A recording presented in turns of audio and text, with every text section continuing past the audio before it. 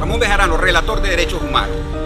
Tenemos que hacer un llamado a la reflexión y, en primer lugar, le pido las palabras a Dios, que sea la gloria de Dios, para que logremos lograr esa reflexión que necesitamos todos los venezolanos.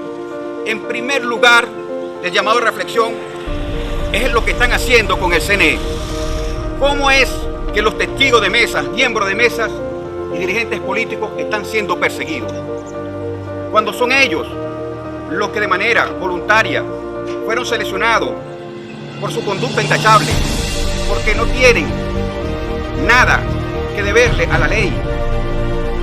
Totalmente tienen un currículo limpio, señores, y hoy están siendo perseguidos. La pregunta que nosotros tenemos que hacernos: ¿qué va a pasar en unas nuevas elecciones cuando los testigos de mesa, los miembros de mesa, no quieran ir?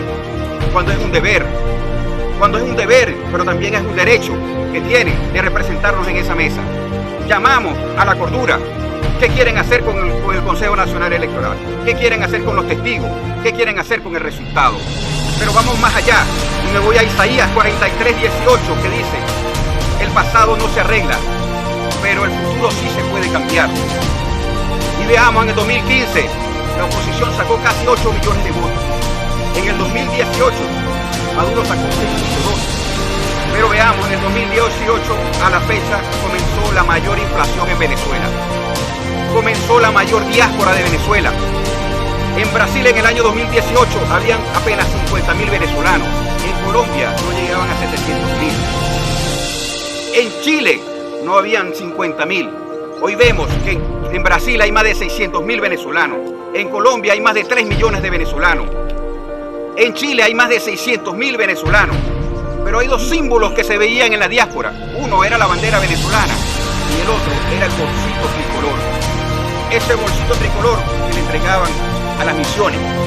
Quiere decir que más de 3 millones de venezolanos que algún día estuvieron con el chavismo, hoy no están, son parte de la diáspora. Entonces, si en su mejor momento Maduro sacó 6.20, ¿cómo él va a decir?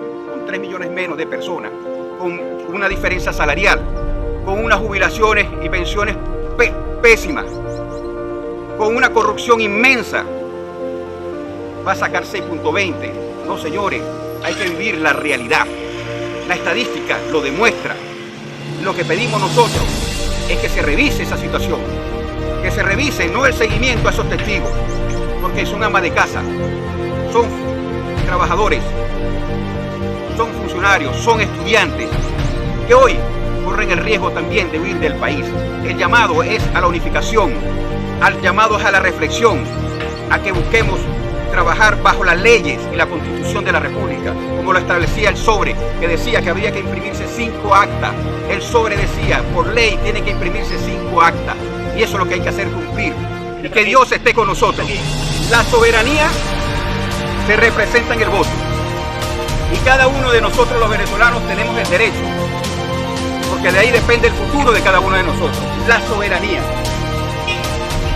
Lo que pedimos es que cese la persecución a los testigos de mesa. Son padres de familia, son trabajadores, son amas de casa. ¿Qué pasa cuando persiguen a esos testigos de mesa? Que tienen que cumplir un deber voluntario.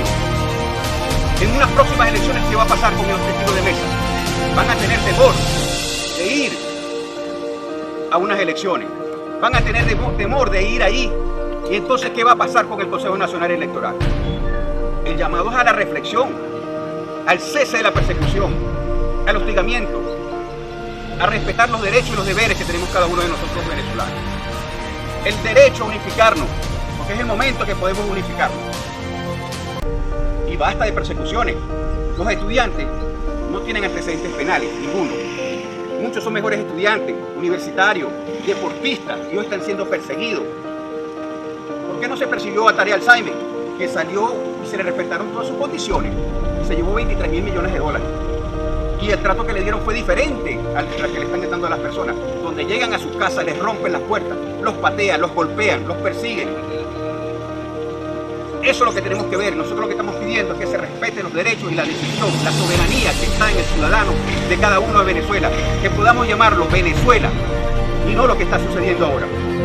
Que Dios esté con nosotros y que la gloria de Dios esté con nosotros y no...